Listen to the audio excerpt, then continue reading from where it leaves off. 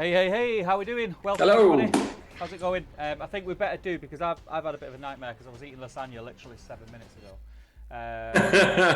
Just check that everything's working fine and you can all hear us, the sound's good. So if you could let us know in the chat, that'd be fantastic. But yeah, welcome. How are you doing, Jay? Yeah, I'm all good, man. No one comes in and expects us to be prepared, mate, so don't even worry about it. But I'm all good. We got to meet up yesterday, which was cool. We had a bit of a catch up. Yeah, that was very cool. Yeah, and it looks like today we get to see some of the new 40k stuff facing off against each other in action, and also some more new stuff. And I wonder whether that is new stuff or it's new stuff that has already leaked. So we'll see, right? So I've been mad busy this week, so I've not had a chance to I've been in and out of social media. Obviously, you've been on it, like you know, on like you're a carb on it. They're playing a game today, right? Yeah, so that I think they've not been very specific with it, but I think they plan on taking some units from the new box set and putting them against each other. And I don't know whether it's going to be like mini battles or whatever. Chat is saying you're a little bit quiet, Steve, but that's pretty much it. And of course, we're going to get new stuff. Now, interesting news, hot off the press. Everybody in the world, and the wonderful Glimberger has just popped it in chat. It's been confirmed this morning that this box is 125 quid. That's magic. For 61 models, that is insane. Insane. And the other thing that people have said today, and I'm going to warn you all, because it is a lot of our fans in here, I'm going to warn you all now.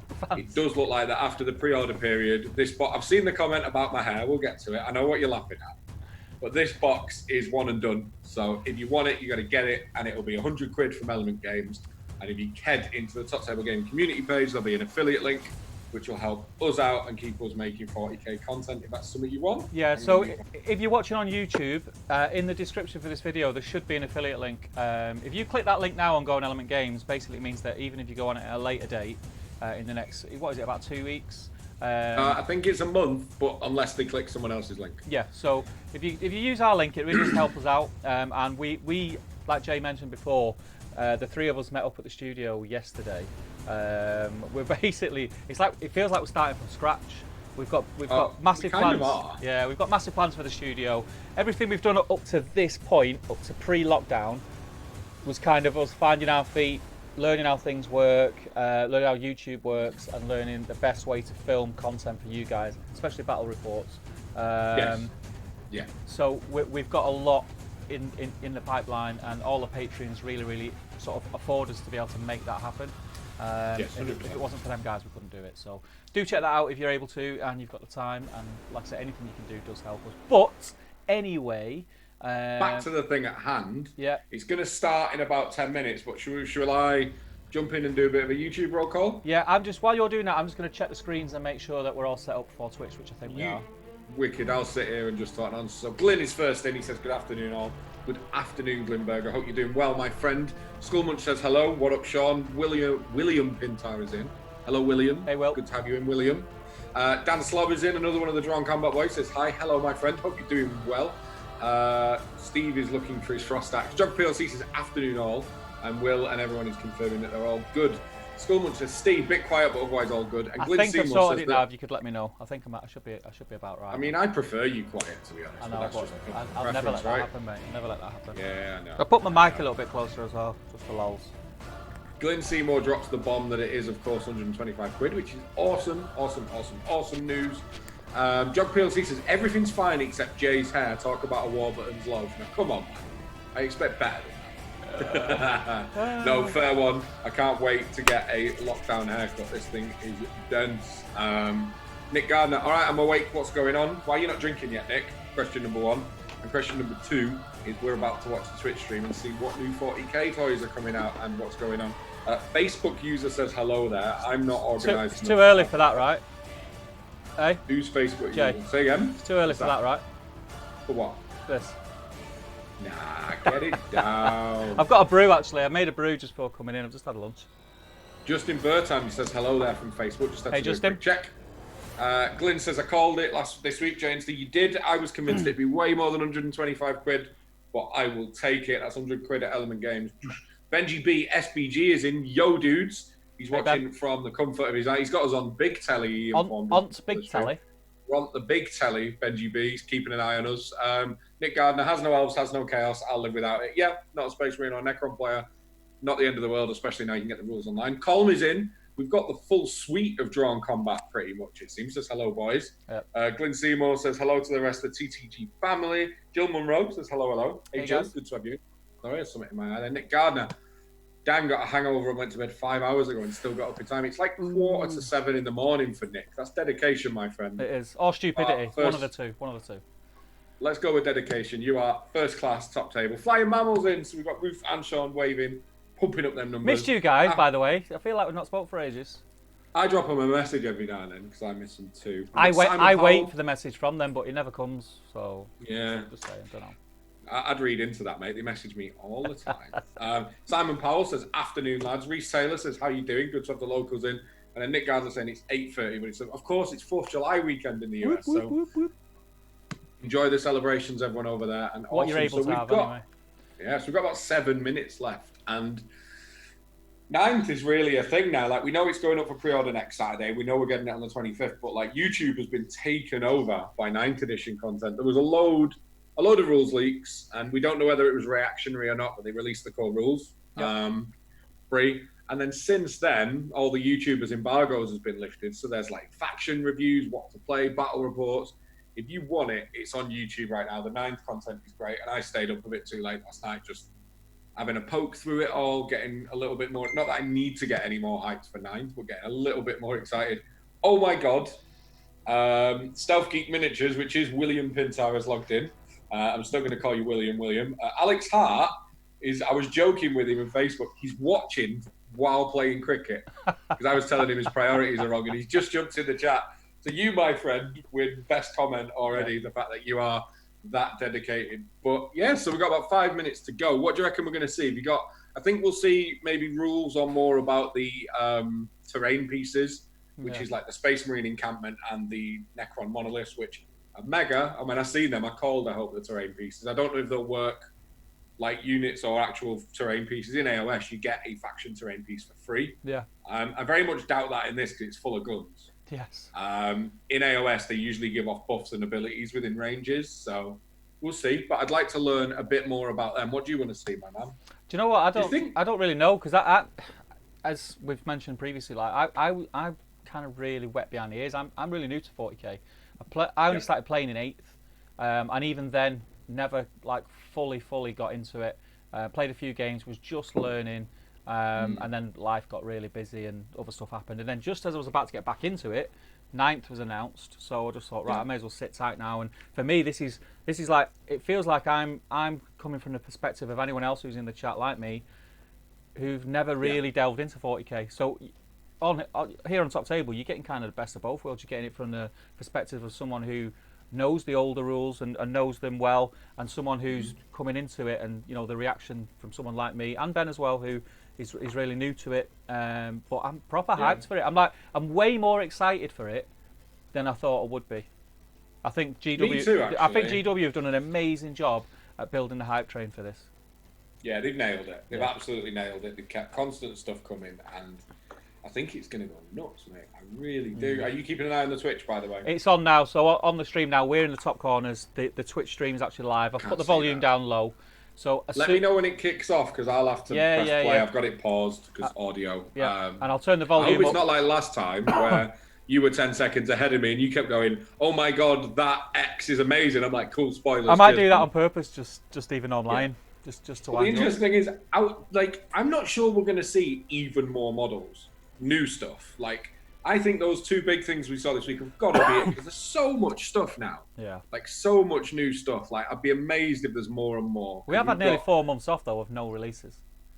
Yeah, true. But, like, there's only so much they can expand a faction that's already a full faction in the game, right? Like, look at Necrons. They're getting 10 new units, maybe 8 new units because we've got all the stuff that's come out. I mean, we've not even seen the Silent King yet, and he's huge, if you remember the original spoiler. So I am very excited. And I'm interested to see how they're going to... I don't know whether they're going to be remote for this one altogether, because lockdown's easy. Playing a game would be tough, but we'll see, right? Yeah. But what's going on in the chat? We've got Russell Guyver says, hi, guys. Have you had any more on the new Quest of the Ring Bearer SPG book? No, I think it's probably a month off now. It's going to be 40k trained for a while. It's at least a month off. Jill is excited. starting a new army despite 4 weeks ago saying, no, not interested. It's very hard to resist the hype train. Am I right? Social media, that all the chat pretty much is about Ninth. I mean, anyone who knows me knows I'm huge Middle Earth fan. Middle Earth player. My wargaming life has pretty much been Middle Earth only. But this is really, I mean, 8th did grab my attention, but this now, like, and the stuff that's coming out is cool, really cool. My easy life of painting easy to paint Space Marines is over though. Have you seen these new Space Marines? The amount of bits that's on them. Steve's gutted he picked the Space Marine half for us filming with, because I reckon I can do my Necrons in a night and you'll still be painting. Like, I'll still be painting that shield, mate. I'll still be painting that shield. Yeah, exactly. Nick Gardner's saying there's a rumour that for competitive play you get points for having a painted army. That's true. In match play, it is 10 tournament points for your army being painted to a battle ready standard, which is 3 points. But I mean, if you're at a tournament and your army's not painted, have a word with yourself. That's all I'll say.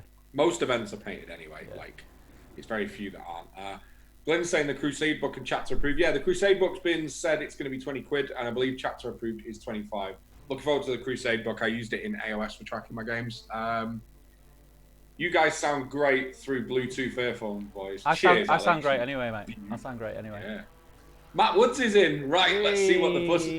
Me and Matt chat every day, and I love it because like he's been conflicted with himself, like, no, I'm not doing it, not 40k, and now he's just like, yeah, it's happening. Yeah, that's what he said to me. He was like, yeah, I'm just going to see if I can do it with the stuff that I've got, and then it's shown the new models, and he's like, yeah, actually, I might be able to just sort of strong arm them into my salamanders. You know, they look all right, them Primaries. So yeah, it's good. Ben's just sent a photo that I'm not going to talk about because it'll probably come up on the stream. Woo! Jill Monroe says, I'm not even on Facebook anymore, so the hype train is less than normal. Oh, well, you've got us to take you through it. We will keep you hyped. Get out of town! I know, right? Oh, yeah! You're in for a treat. That is pretty special, right? But I'm not going to spoil it for anyone. I'm going to shut up. But do I need to check the Twitch? We look like we could. Ooh, no, we're all right. They're just still starting soon, playing music. I can hear. Yeah, don't worry. I'm on it, mate. We're already on the screen we need to be on. All we need to do is shut up when they start talking, and I'll let you know when that happens. You can't blame me for doubting your tech skills, mate, given the history of the top table. Mate, I'm the master. What I do is I sneak in like purposeful mistakes in my tech skills just so that every other YouTuber doesn't feel bad. That's our role. Yeah, and I mean, we're nice as well. Like, the GW Twitch has got nearly 4,500 people watching it right now. I'd imagine we've got way more than that, but we won't brag about it, mate. You know what I mean? Talk about it. No. But we get the cream off the top, mate. That's what we got. We got the cream. Yeah. We're in this for the love of it. I'm excited. This could be interesting. But yeah. Ben, so we know one thing we're going to see, which means we're probably going to see. I think that'll be on the table. I think that'll be on the table in the game. No way. You know what I think? Do you reckon? I reckon so, yeah. Okay. I reckon so. Maybe we should be silent about it. Hey! Sorry. Let me get this. Let me just do some. You check the chat, Steve. I'm just going to do some. Where was you up to? Oh, Jill Monroe. Matt, we're making Matt blush standard. Ben says he thought we'd like that. Yes, I'm sure anyone who's not seen it, I'm sure it will all become apparent very soon what we got excited about. Jay more so than me. There's a tip for you. There's a hint. Glenn says difficult for you two to be both silent at the same time. Come on, Glenn. Tell me about it. Come on, Glenn. I feel I'm not very good at it, which anyone who's watched this channel for more than 10 minutes has learned. Luckily, I'm in charge of the mute buttons though, so if he starts waffling, I'll just mute him. Alex Hart says, gonna have to go, boys. Padding up now. Enjoy the stream. And you, mate. Peace. Hope you have a good innings or whatever it is you say in cricket. But yeah, have fun. So yeah, we should be starting soon. It's just gone 1:45. I think they're going live at 1:45, right? You said 1:45, yeah. So what I'm gonna do, I'll wait till they come on actually, and then I'll up their volume, lower ours a little bit, and we'll just pop in as we think something's worth mentioning or interested about. We'll try. Everyone in the chat, make sure you're chatting by text while it's going on. Let us know what you're looking forward to, what your favourite new model is, which factions you're going to be playing in the new edition. Yeah. Especially given how many locals we've got in the chat today. Let us know what sort of games Here we go. I'm going to turn the guys up now. Warhammer Indomitus face-off preview. My name is Adam Troke, and I'm joined today by Warhammer community's very own aspiring champion Eddie Eccles. Ben in Welcome to disguise. the chat, Eddie. It's a pleasure to be Yeah, here. Ben and telling us he's looking forward watching. to another He's awesome on the preview, stream, showing look some at him. cool Eddie stuff, Bowles. and just talking 40k with the whole world and all the people who are excited about the new edition on the way. Awesome. Speaking of the whole world, the chat is filling up like mad. There are thousands of people from across this glorious globe. Cool, that was quick, hard to say quickly. You got it in the end. If you are there in the chat joining us, let us know where you're from. Anybody can chat in with us as long as they're a subscriber. There are various ways to subscribe. I would recommend your Twitch Prime subscription, which you can use if you have an Amazon Prime account, or you can click the buttons and work your way through to it. But let us know where you're from. It's been quite interesting watching the chat chunter away as we were about to go live. From Argentina, Utah in the USA, someone in Portsmouth, which is right near where I grew up, Dubai. I mean, it's amazing to have such just an astonishing global community all joining us for an hour or so of Warhammer fun. So, Eddie, how excited are you for the new edition of Warhammer 40,000? So I think, like most Warhammer 40,000 fans right now, I'm pretty excited. I think we've seen a lot of what the new edition of Warhammer 40,000 is shaping up to be. We've seen a lot of the models are obviously coming with the Indomitus box sets, so the Necrons and Space Marines. And last week we got a chance to see some of the core rules for Warhammer 40,000. We can see the kind of core mechanic now that's available, free to download from the community website. So that's caused a huge amount of discussion. Obviously, people are very excited to kind of get their teeth sunk into it and get some games played. Yeah, I think so. The hype seems pretty real at the moment. A lot of people are very excited. You've got people who are most keen on the new rules. You've got people who are really hyped up for the models in the Indomitus box. What's the one thing that you're most excited for? So I really like everything about Warhammer 40,000. I like my lore, I like my painting, I like my games. I'm really excited to see, I think, what people do with their Crusade armies. That's probably the thing that I'm really looking forward to seeing, because I think the narrative of Warhammer 40,000 has always been amazing. And I think what Crusade lets you do is to kind of line that incredible narrative up and telling a story with your army, with your miniature collection, and started to kind of create make your army into a story as much as it is a collection of pieces for playing games with. So seeing people create their own crusades and kind of add bits on and create narrative and put trophies and battle scars and things across their models and create some really awesome looking armies. I'm really looking forward to seeing what people do with that. I think that's a really strong part of it. For me, it's actually seeing what people do with all the new models. I know some very lucky people have got review copies of this so far, and that's been quite exciting. But when the real world gets their hands on this, I want to see all the different ways that Primaries Space Marines are painted out of the Indomitus box, and I want to see all the new Necron dynasties rising up. I get a real kick out of seeing real people's real hobby, and then looking for it with the Warhammer Community hashtag on Twitter or on Facebook. Yeah, I think that's a great point. I think a lot of time we'll see some alternate color schemes, and we have for different Space Marine chapters and for different Necron dynasties. But until you have 100,000 people with those models in their hands, you don't really know what those kits turn into. You see so many inventive and awesome ways that people can kind of interpret them, can paint them differently, convert them, play with them in interesting ways. That's always really cool to see. Have you had a go with anything in your Indomitus box yet? I see you've got the Indomitus box behind you. I was we lucky opened enough it the other time. Absolutely. So I was lucky enough to be able to get a copy of Indomitus a little early, which we did for the last preview. Obviously, Adam, you were there when we unboxed it and had a look at the sprues. Oh, yes. So far, I've built up the Assault Intercessors, and I've built up my Necron Warriors, and I've sprayed them in a variety of different colors, because I think I'm sort of toying with the idea of doing a force of either, and I'm going to paint about 20 models up, I think, and then pick whichever one I think looks the best, and then take it from there. So I'm using it as an opportunity to kind of try out some new color schemes and things. How about yourself, Adam? Have you had a chance to crack yours open? Yeah, so I haven't had as much hobby time as I might like recently, but I've built all the Assault Intercessors, and I've painted to completion 2 of them. My camera won't do it justice, but I'm sure at some point... That's a great-looking dark blob. Yeah, it's a blob of darkness in my screen. So 2 of them so far in full Dark Angels regalia. Come on. All the transfers, all the extra details.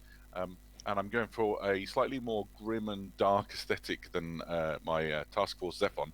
My traditional Dark Angels army has been. Like, things have got a bit worse for them. Yeah. Well, that's one of the cool things I think about the Space Marines in that box set is they're very much the kind of veteran Crusader end of the Space Marine spectrum, aren't they? They're kind of they're covered in battle honors and relics and things. At the same time, that would lend itself quite well to a kind of been through the wars, beaten sort of aesthetic, where you've been trudging through the mire of Warhammer 40,000 for a few decades and acquired all the relics and battle scars that you'd expect during that time. Yeah, I think so, and I think those new models, in particular, once you get to things like the Blade veterans, and then on the Necron side of things, obviously you've got things like the Warden. There's a real opportunity to explore sort of the details and that sort of thing that can come out with those models. I'm hyped for it. I'd be interested. I see a bunch of people who've responded quite positively to my Dark Angels affiliation in the chat.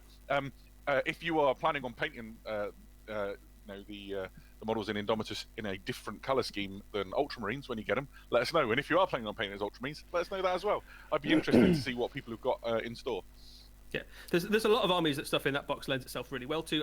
We obviously talked about it quite a lot on the previous stream, but I think White Scars players will be very much looking forward to those bikes. I think those models, a lot of them look like they're made for a Black Templar army. I think those Crusaders with their tabards are crying out for a kind of pious black and white and tabard scheme, aren't they?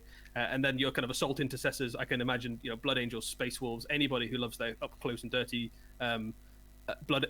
Space Marine armies is going to appreciate them. Yeah, it's wild seeing the chat explode. Black Templars, Blood Angels, quite a lot of people shouting Salamanders. Enough of us for the First Legion, I think, that I don't feel bad. Soul Drinkers, I haven't heard that name in a while. Crimson Fists, just a swathe of people who were excited to, I guess, make those models their own. It's pretty cool. I think the same deal with the Necrons as well. I mean, obviously, we've known a lot about loads of Space Marine chapters for a very long time. They've obviously got histories that stretch even in the real world back decades at this point. So there's lots of people who have a favourite Space Marine chapter who'll be looking to paint them. But I think I'm looking forward as well to seeing the Necrons become a much more prominent player in the Warhammer 40,000 universe. And I think we're already seeing that with the new dynasty that's appeared. So I'm looking forward to seeing as much variety and depth to the Necrons as we've seen for things like Space Marines and Eldar and other armies over the years. I agree that we've seen so much cool new stuff for Necrons just out of the Indomitus box and a little bit of the sneaky teasers that we've seen on Warhammer Community to know that they're really going to get their time in the sun. I'm excited for it. Necrons got one of those places in the lore where they sit as sort of a macro baddie.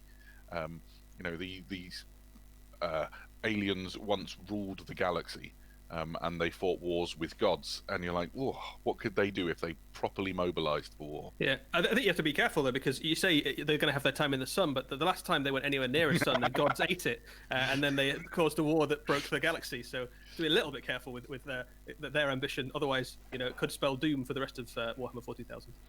Yeah, for sure. No, it's good times. Right, so what is going on today and how is it going to work, I suppose, is the main question. Obviously, we've called this a preview. It's the Warhammer Indomitus face-off. Eddie, what's it going to be and how's it going to work?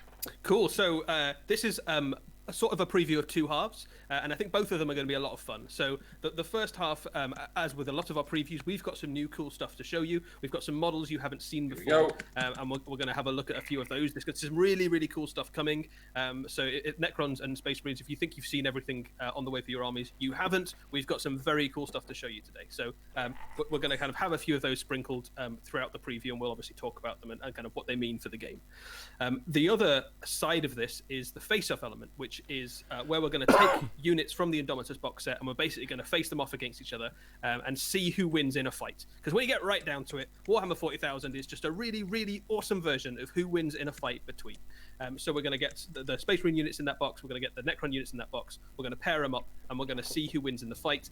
Myself and Adam are going to discuss who we think is going to come out on top. I'm probably going to be rooting for the Xenos, because, Heretic and Xenos sympathizer, and he's almost certainly going to be rooting for the Space Marines in most instances. But you guys who are subscribers in the chat will also be able to vote on who you think is going to win in each of those face-offs. And then the man behind the camera, Ben Bailey, who's been doing will be doing the dice rolling for us, is going to chime in at the end and let us know who wins that face-off after playing it out. So I think it's going to be a lot of fun. Yeah, so and in terms of the system that Ben is using to resolve it, is that he got a 12 by 12 board. he put the protagonists on it, so for the different matchups, and he fought 3 rounds. The first round was with the Space Marines going first. The second round was with the Necrons going first. And in the event of a draw, there was a third round where he randomized initiative. So essentially what we have is best of 3 matchups between some of the cool protagonists found inside the Indomitus box. There's been quite a lot of fun and games in the Warhammer Community Office this week as we discussed who we think would win. Ben has been extremely secretive, even tried pumping him for the answers and he would give me nothing.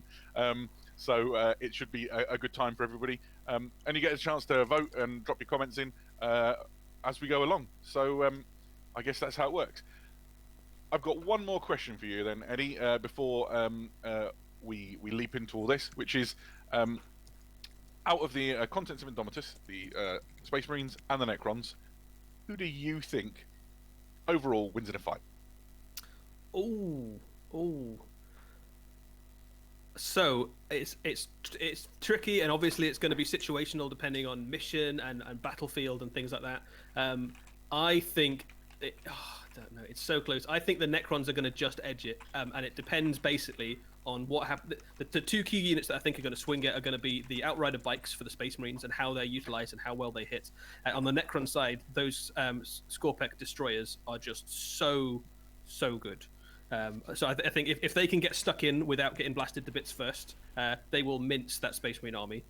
If they had managed to be taken out ahead of time, then I think the Space Marines will have the edge. That's my hot take. Interesting. I'm forbidden from voting for anything other than the Imperium of Mankind, so therein lies my answer. Right, so I think where we're at is we should probably my money's on Necrons, baby. Show you something really awesome, and then come back and talk about it. Does that sound good? That sounds good to me, Adam. Right then, the one Ben Bailey, the man behind the machine, would you please show us our first preview? Ooh. I love a little preview video. I love it. The new logo's growing on me as well. I like it. I really prefer it. Oh. Woo! Don't spoil it. You're ahead of me. Oh. Wowzers.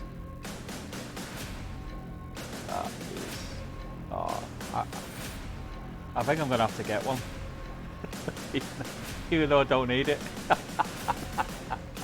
That is just an awesome model. Look at it, man. You're definitely ahead of me, but this looks cool. Oh, damn. Oh, it's the Silent King, baby. Class that. There's the big bad. That is class. Remember your affiliate links, guys. Welcome back, everybody. That was astonishing. That's mega. I'm still Adam Troke. This is still Eddie Eccles. Eddie, for those who don't know, who is the Silent King? That's so good.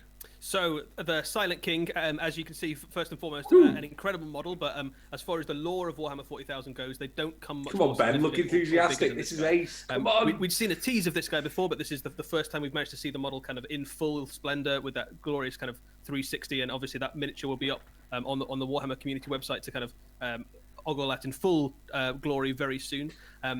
From a lore perspective, this guy is one of the big movers and shakers of Warhammer 40,000. He was part of the War in Heaven, which is a huge event that kind of set the backdrop of Warhammer 40,000 millions and millions of years ago, when the Necrons had a fight with pretty much the whole galaxy, including their own gods. All comers, yep. Yeah, kind of.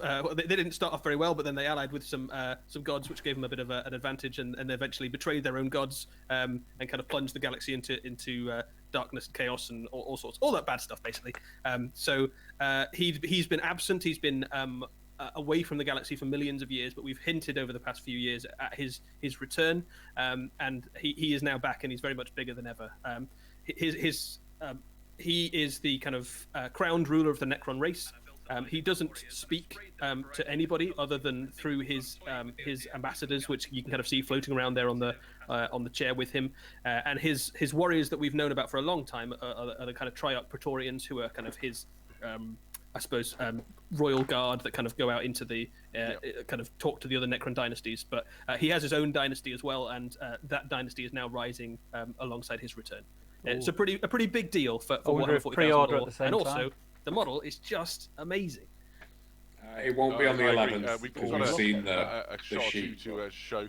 So here we go. Like, just the imagination and craftsmanship that goes into turning this into a buildable plastic miniature I'm getting a bit blows my of mind. feedback. Have you got your earphones I don't even know in? where to start. It's Yes. Let's start with you the Silent King mute himself. your tab? So the center of the screen, you can see him, and then there's a nice close-up inset on the right-hand side. He's like the most regal-looking Necron that there ever was.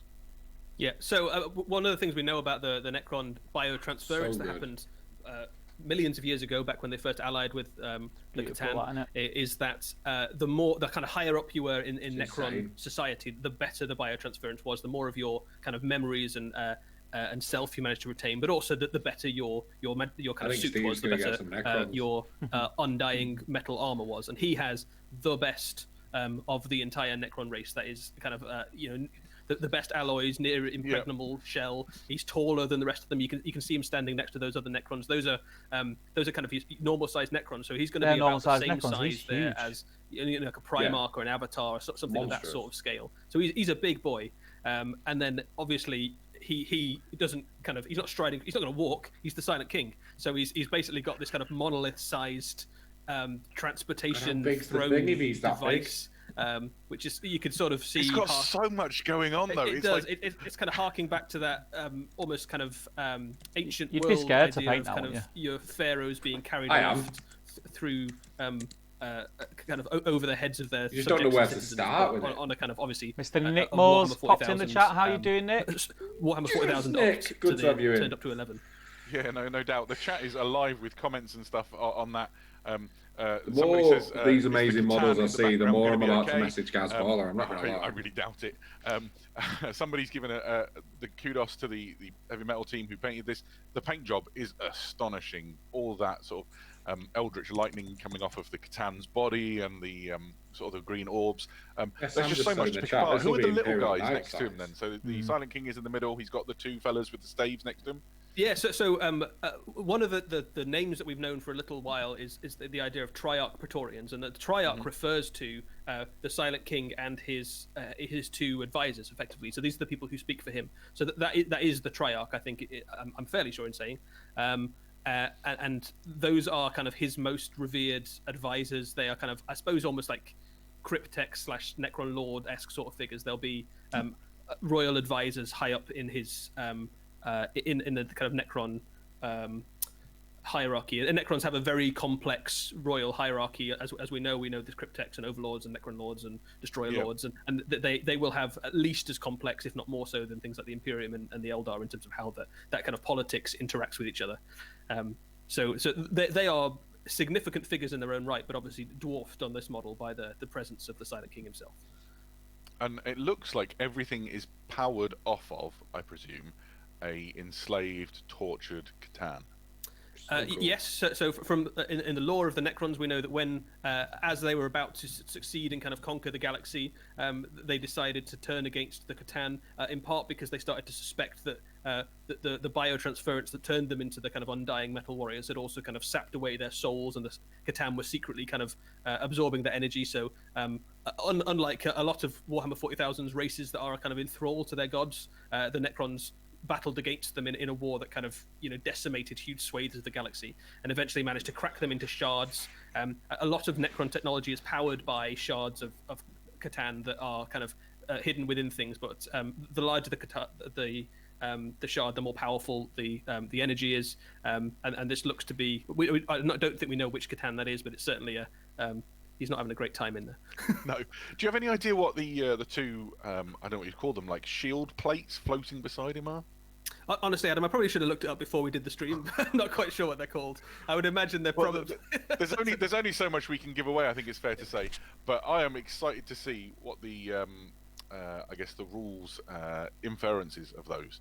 We've seen this week some pretty awesome stuff with the Necron kits that are forthcoming, and the way that different elements sort of interact with each other. I'm really excited to see, I guess, how the mechanics of that are going to work. I don't know if they're protecting him. I don't know if they're drifting off and nuking things. I know they led to a long discussion on the correct pronunciation of the word Gauss this week, which nearly split the Warhammer community team in two.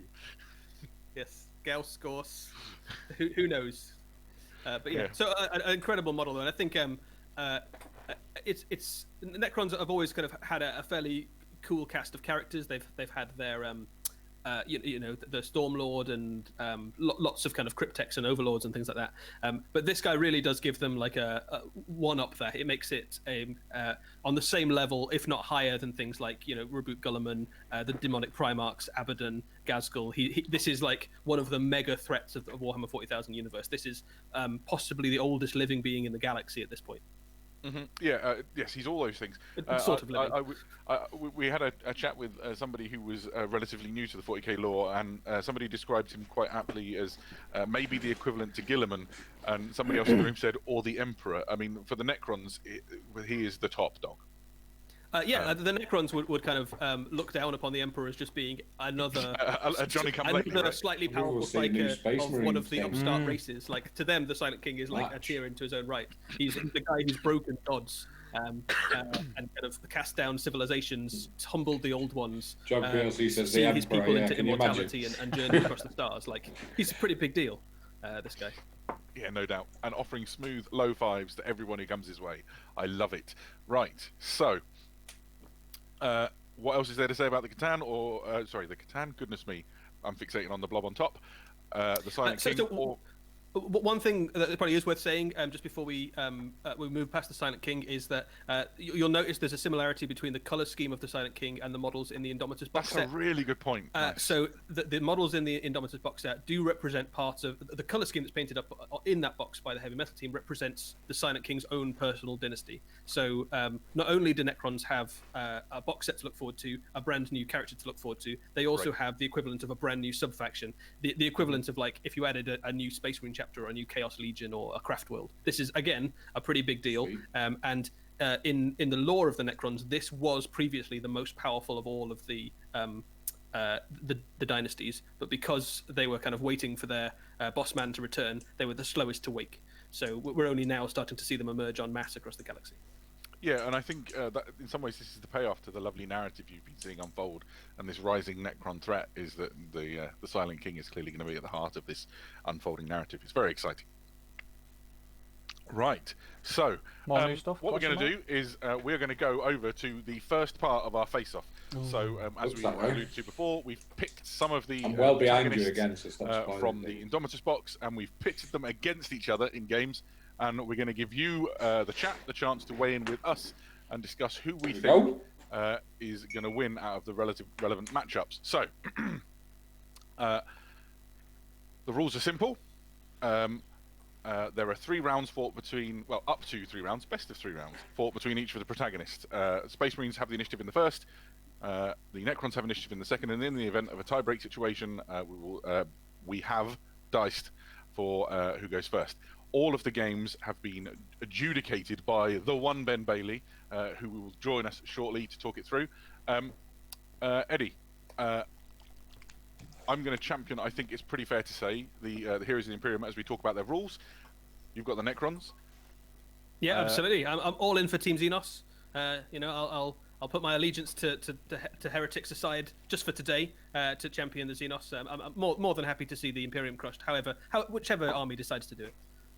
Nice. So let's have a look at our first bout. So round 1 is Primaries Assault Intercessors versus Necron Warrior Squads. We have 10 Primaries Assault Intercessors versus 20 Necron Warriors. Now, if you want to vote for who you think will win, you can only vote once. And who's going to win in the chat? You press 1, or oh goodness, the voting is well underway already. Assault Intercessors look like the favourites at the minute. Press 2 if you think it's going to be the Necron Warriors. I can't see I'm behind. It depends how close they start, right? If those Necrons get to shoot, I think they'll just destroy them. I'm Team Necron. Edge of Silence booklet, which you'll find in the Indomitus. Are you voting? Contains all the let us know in your chat who's going to win. Necrons, baby. Eddie, what do you think the strengths of the Necron Warriors are in this matchup?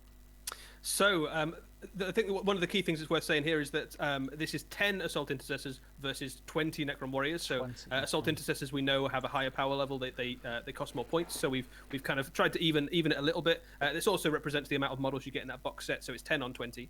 Necron warriors get some cool new stuff to play with. Good boy, Glenn. In this new box set, in this new edition.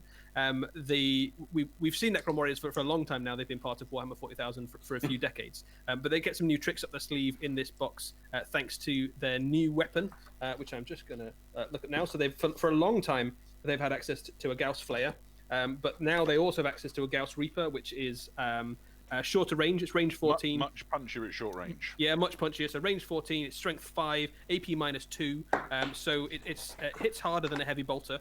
So it's a really nice option. And I think one of the things that you'll probably start to see is a mix between the two. You've got your kind of Necron unit that can sit back at range 24 and blast away at range, soaking up the hits. But you can also have those Necron units that can either be kind of a counter assault punch, or even with that ability now that we know to kind of outflank, kind of come on from a board edge or from behind an enemy, and blast them at short range with those strength 5 AP -2 shots, which are basically Space Marine killer Everyone shots. seems very Space Marine in our chat, would you Steve. take the, We've got an orc, the Mr. Necron, Mini warm-up unit and in the mix chat. the weapons within them, or I love would the you, orcs. if you were trying to optimize the squad, would I you didn't go have to paint for 200 all one models. weapon It'd type? definitely be my army, I think. I would probably go for all one weapon type, and I would have a variety of squads. So if I was looking to kind of deploy the army to kind of take a charge, what I'd probably do is put your range 24 guys at the front, to kind of get in range quickly, start soaking up some hits,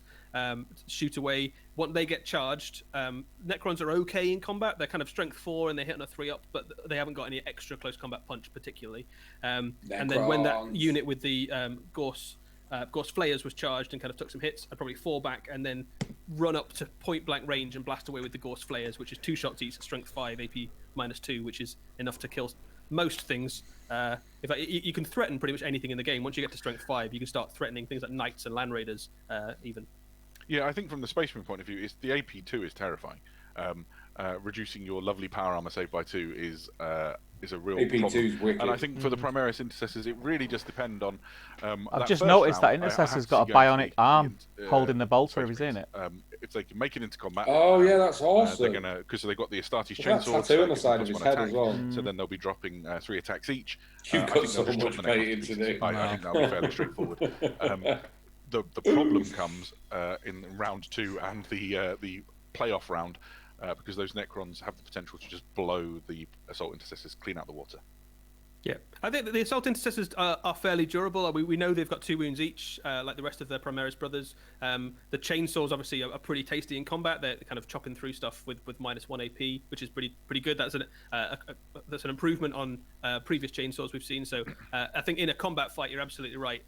10 Assault Intercessors beats 20 Necrons, but if they get a decent round of shooting first, I'm feeling like the Necrons might edge it. Looks like the chat is thinking Space Marines. 61%. It is. A couple of people have asked how they vote. You just type 1 or 2, and 1 for Assault Intercessors, 2 for Necron Warriors. And somebody has rightly pointed out they of course have the Angels of Death rule. So yeah, that just makes what I said even more in the favour of the Space Marines. I think if they can get their ceramite-clad, genetically modified post-human fingers around the necks of the Necron Warriors, things will go quite well. I just fear the rapid-firing AP death of the Necrons. Shall we see how it plays out? Should we bring Ben in to let us know? Right, yeah, let's the bring outcome? Ben in. He can give us the lowdown. Hi, Ben. Hi, Ben. Hello. So, all right, you were the man behind the dice. Yes. You were the adjudicator of this game.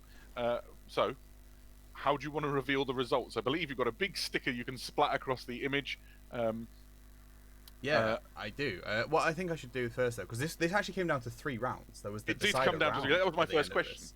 Yeah, there definitely was. You know, as they say, the rules are the Space Marines get to go first in round 1, the Necrons get to go first in round 2, and then in round 3, it was an initiative roll. Now, I just overheard you both there saying how, you know, in round 1, the Space Marines, they walked Whenever I up, see they Ben, I shot their remember when we pistols and played they him charged in, at and, Element in a yeah, doubles yeah. game. at Do the you end of remember? the Dressed first as a combat dwarf. phase, 13 out of the 20 Necrons had been decimated. Absolutely ruined. So there was only 7 of the Necrons alive there. And then going after that, the Necrons tried to fight back, and they actually managed to kill a Space Marine. Only 7. Like I fluffed some of my rolls sometimes. The armor saves went down a little bit, and they killed one of the Space Marines. That just seemed to anger them more. I used the new morale rule, you know, the combat attrition rule as well. The Necrons clearly failed their morale check. And I am awful at rolling dice. So you've got 13 dead from the combat. 1 then ran away from the morale phase. And then 3 more ran away from combat attrition. Because I managed to roll 3 1s in that test, which was absolutely it was fantastic to see, like, you know, hey, I'm useless at dice, it's great. But the Necrons did have I gave them the reanimation protocols, as is currently in the codex. Because, you know, it's on the data sheet, give them that chance to use it. 4 Necron warriors came back, which was pretty hefty. And then they started their turn. They did a little bit of combat, and ultimately it just came down to, in that second turn, the assault intercessors just absolutely shredded them dead. Which was, you know, so round 1 to Space Marines then, by the sound of it. Round 1 was a Space Marine win. Round 2, however, obviously we come down to decider. A little bit I thought they were going to show the playing. Run. And you were quite right. What I actually did was I put 10 Shame. with the Gorse Reapers and 10 with the Gorse Flayers in, because I wanted to see how the different weapons were usable at different lengths, basically. And what I did was I deployed them right at the back of the board, so that they could, you know, it's only a 12-inch board, so everything was still in range. But the Gorse Flayers, I did those at once, and I think they ended up killing 2 Space Marines straight off, which was pretty good going. You know, down to 8 already on the Intercessors, and the Gorse Reapers came in, and I hit 8 times with the Reapers. I wounded 6 times with the Gorse Reapers, but putting them onto a 5-up armor save really just meant that they all died. Like they failed all of those saves. So at that point, your assault intercessors are already whittled down, so to speak. What didn't help in that fight was I ran them forward, shot some bolt pistols, killed a couple of Necron warriors, and then got even Top Table do live stuff. Just saying. which was, you know, it's a thing. I failed. Sorry that we're watching along to an amateur hour, you know. And then so If they'd have given me a ring, I'd have talked them killing through the it. rest of them. They could have done And in this the very live. last round, I rolled for initiative, and the Space Marines won the initiative. And from there, it was essentially a rinse and repeat from round 1. Where they went in and the Space Marines were champions. And I was a little bit worried for a minute that that things were starting to go the way of the Necrons. Okay, so it sounds like that's a pretty even matchup between 10 of those assault intercessors and 10 of those Necrons, and it feels Blue like it really boys. came down to that initiative roll. So your Necron's able to kind of kill more than half of the Space Marines if they go first. Same deal for the Space Marines. So basically, whoever gets the drop in that particular matchup looks like they're going to be coming out on top. Yes. Yeah. Just for Rob, Good one. mate, if you look on the So our Warhammer community second page, it's probably matchup, up there now. Is the Scarabs versus the Outriders. I think we've got a picture to represent this. It's interesting. Yeah, Sam, we'll have to pop down to Nottingham for the we're next one, and we'll stick Steve's 4K in a bag and we'll show how it's done. And Do so it- this do it has on my actually iPhone, been mate. a team effort for a number of people, and the photography team went in and set up these lovely shots. I don't to like the represent Scarabs games odds that here, I'm then not they going to had to go in lie. later and play. So here we have 3 Outriders versus 12 100%. Scarabs. There is 12 of them, though, The mate. voting has already begun. You Against can't 3 stop the riders. chat. There is no way to do it. True. Eddie, that's more Canoptic Scarab Swarms than you get in the box, right? Yeah, so we ran this. We've kind of paired these up to kind of make them as close as possible. You get 6 of those Canoptic Scarab Swarms in the box, but because the those bikes we know are going to be more points and power level, we decided to double up on the Scarabs just to see what a kind of a matched kind of matchup would look like. So we've gone with 12 of the Scarab Swarms, and 12 of the Scarab Swarms gets pretty scary because each one of those swarms is kicking out 4 attacks each, which is a lot of attacks. So when you've got 12 of them, you're dropping 50 plus dice. They hit on a 4-up, but any 6s to hit, and you punch straight through the toughness and go straight to armor save, which is a big deal. So against something like Space Marines or Space Marine bikes, who've got quite a high toughness, that's really Toughness helpful. 5, yeah. Where they really come into their own is when you get these Scarabs into things like tanks and knights. That's pretty And kind of tasty, big actually. monsters, where all of a sudden you can kind of bypass one of the best defenses of the toughness and go straight to wounds, which represents the those Scarabs being able to kind of atomically eat basically anything, Those new whether it's bike made of models are adamantium or fantastic, flesh. aren't They're equally capable of kind of chowing down on those atoms. Yeah, there's really something to be said for the Scarab special rule, isn't there? That said, I'm of all the the matchups in my mind, I think this one is the one that feels the most straightforward. You have toughness 5 because they're on those Outrider bike Space Marines. They have the devastating charge ability that gives them +2 attacks when they charge. They've got Astartes chainswords. They are. I think the Scarabs are going to do it. They also have Angels of Death as well, which I think gets them up to something. I don't know. I Is it just think 6 attacks each or something when they charge, in? I think it's 6 I attacks just think the each. Marines can take a lot because Before the that, bear in Scarabs mind, they've also got those. strength is the those numbers. twin I think bolt if the rifles. Marines It's charge in, just grim. them numbers There's a they'll lot of half that those number. Yeah, Straight they're my off the bat. favourite thing in the Indomitus box set. I think Yeah. And then Wheels 6 have never is been a given a greater different game in purpose it in than the 12. history of the universe. And I can't wait to see them in large numbers. So the chat seems to be leveling out at about 67% to 32, 60.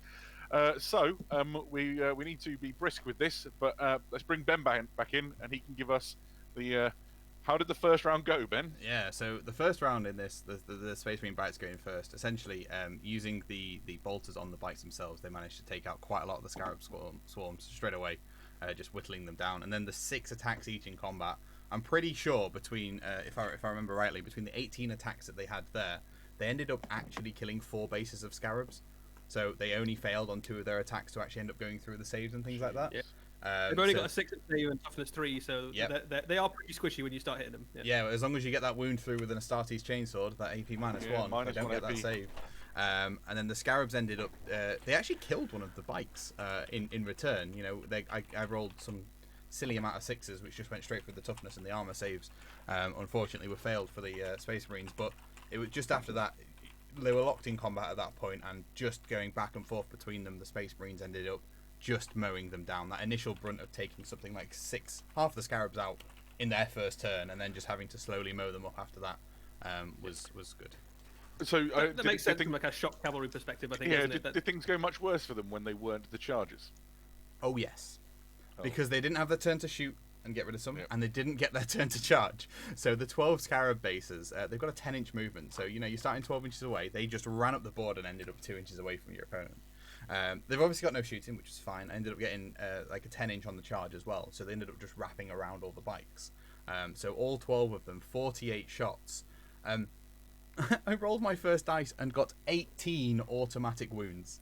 Across 18 6s out of 48 dice. But they've only got 4 wounds each. Yeah, they have the bikes. So and then there was 17 more wounds after rolling the 4s to hit and the 5s to wound and things like that. So in the first round of combat, there was 2.5 dead bikes for the Space It's a very Marines. story-looking sergeant covered in Scarabs. He was sat there going, I don't know what to do.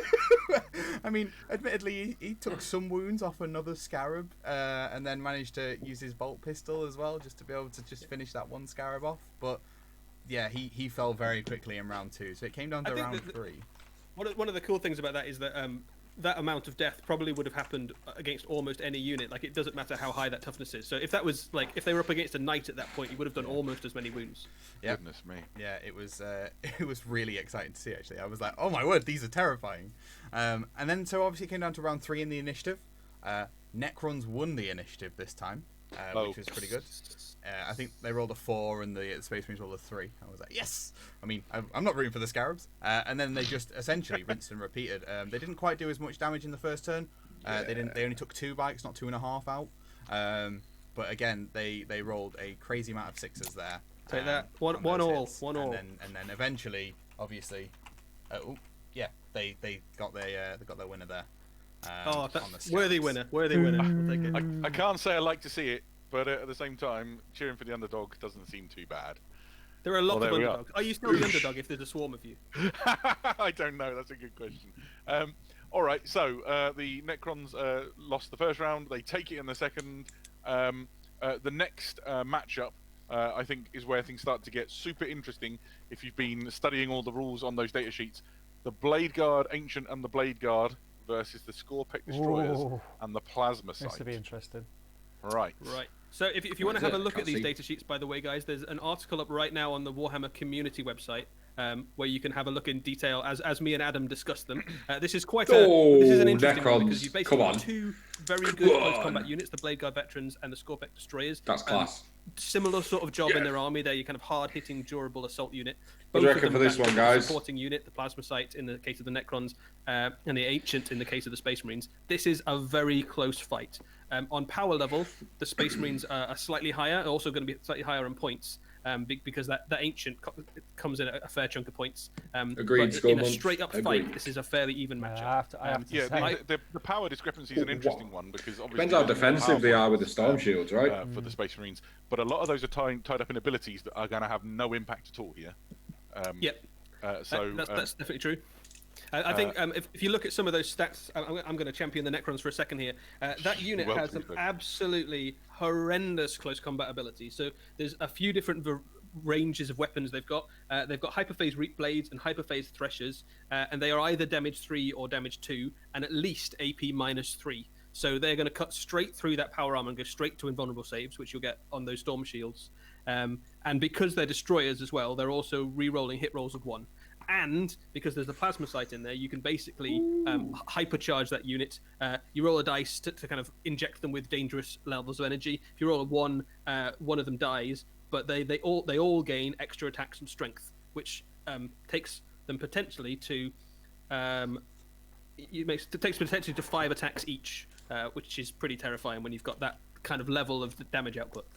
Yeah, and it's not to say that things are all their way. Obviously, each Blade Guard veteran has 3 attacks. They're Angels of Death. They have Power Swords and Storm Shields. They've got great offensive and defensive capabilities. And the presence of the Blade Guard does improve their odds a little bit with the hit rolls are increased by 1. I think the chat has made its mind up with a roughly 60% likelihood towards the Necrons. Let's bring Ben in, and we'll quickly go through the outcome of this before we get to our next preview video. Yeah, so this another was my preview video, match nice. Out of the first 3, I looked at this one and went, "Oh, this is going to be Really? intense." Yeah. I'm so behind. I love the Destroyers. No, it's They're not on now. They fantastic just finishes mentioned on it. their own right. And when I put them on the battlefield, the Space Marines obviously went first. there it is. They got to do their movement. They did a couple of bolter shots off. Managed to wound one of the Destroyers. And then they got their charge in. Now, I thought, well, one of them's already at half health. I'm going to use the ability of the Plasma Sight here to try and get the Destroyers up to that extra attack. And I rolled the dice, and it was almost slow motion movie time as it trickled over the dice and landed on a 1. So it killed one of the Destroyers before they even got to fight, which was just, it was the way it happened. And then the Space Marines in that, they ended up getting the 10 attacks, and with the +1 to hit from the Blade Guard Ancient near them, which is 1 second.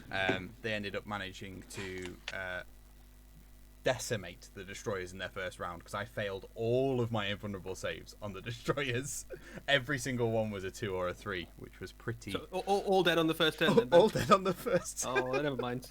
I think it's interesting when you have those kind of roll a 1 to see if something bad happens, because almost every time I think people are doing that, right? Yeah. Like, I don't even know what the stat line for a plasma gun is when it's not an overcharge. Like, if you're shooting it and you've not overcharged it, you're doing it wrong.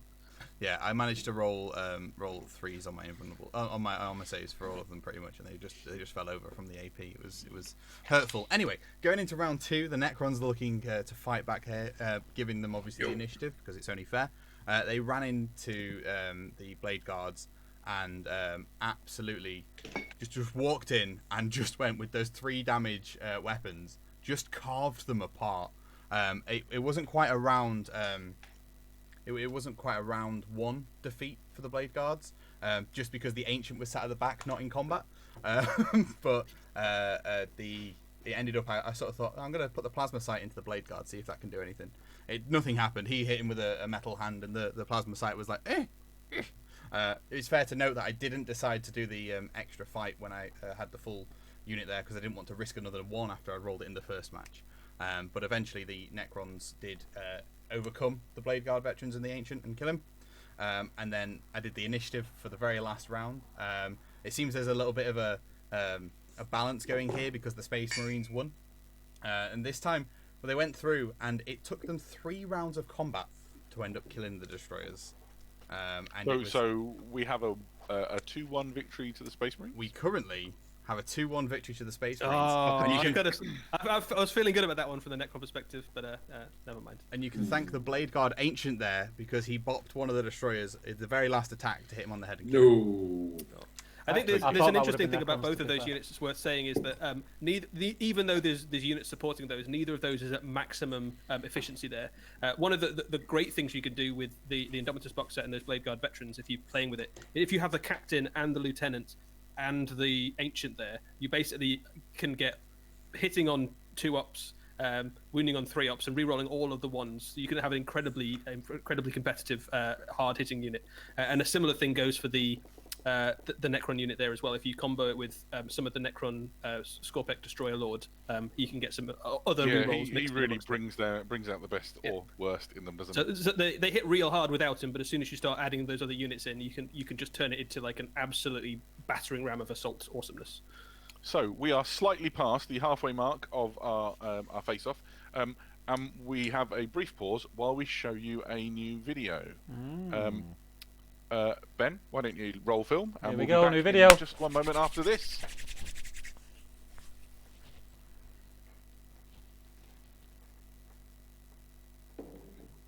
No sound to the video though. Oh, we know what this is. This was rumoured. Stop it, Steve. I don't know. So cool. What the hell is that? Oh, it's spoiled in the data sheets. Yeah, Nice. does look cool. I like that helmet. Paint. Oh, sick. Very cool model to go with your bikes. Yeah, his data sheet leaked with the book, didn't he? So everyone was asking questions. That's a beautiful model. Yeah. Wonder why I didn't have any sound with that video. Did they just to cock up that then? No. Oh, I like the bass. Look at the bass. That's dope. Ooh. Oh, they're playing it again. Still no sound.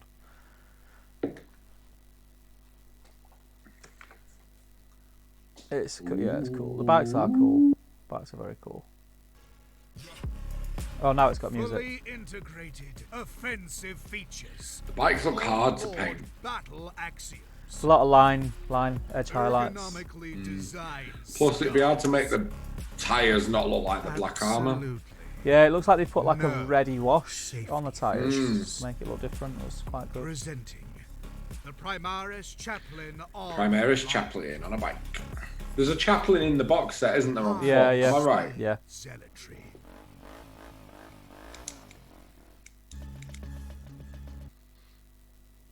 And we are That's cool, back that. with possibly an even better use for a wheel. High A speed Primaris zealotry. Chaplain on bike.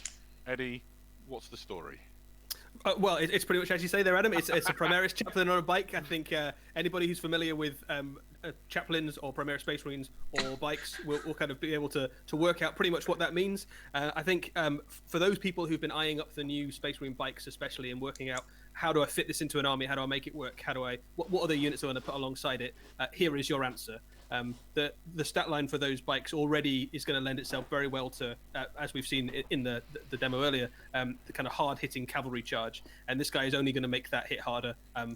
We know that bikes are a great thing to put characters on. You can kind of move their auras around the battlefield. We can, especially for things like chaplains, where you want to keep them kind of in the heart of the fight and you want to get them stuck in. It's going to be a great addition. And the model is just really cool. Yeah, no kidding.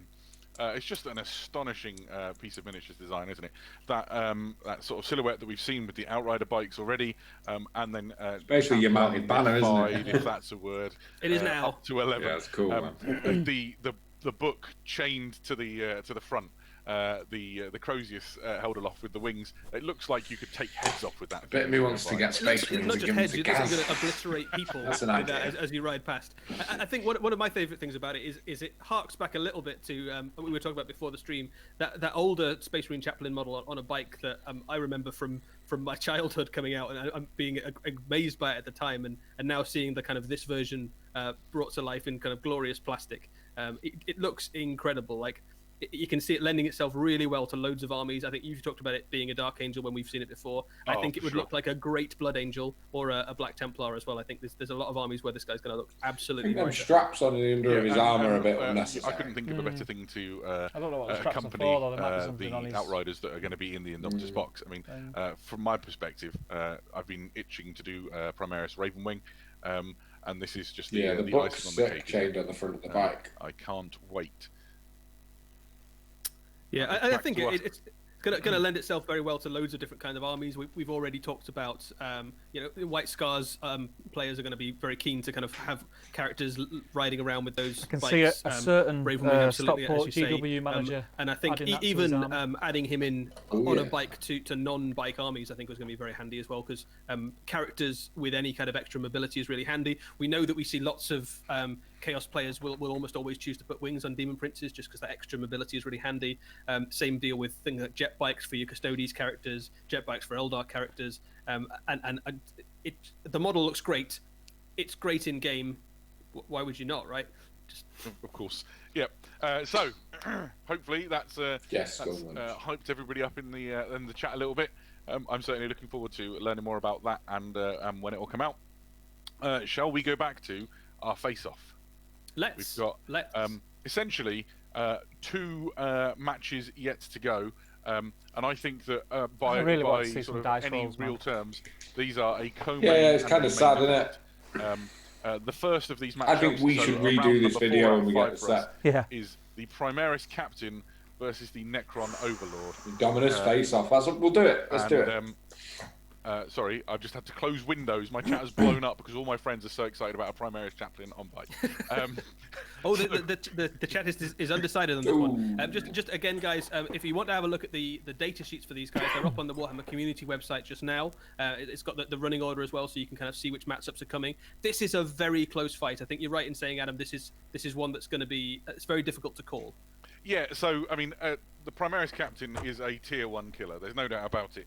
He has fantastic offensive and defensive capabilities. He's got the Mastercrafted Power Sword, which really cannot be underrated with its damage 2 and its -3 AP modifier. He's got just fantastic stat line and a Storm Shield.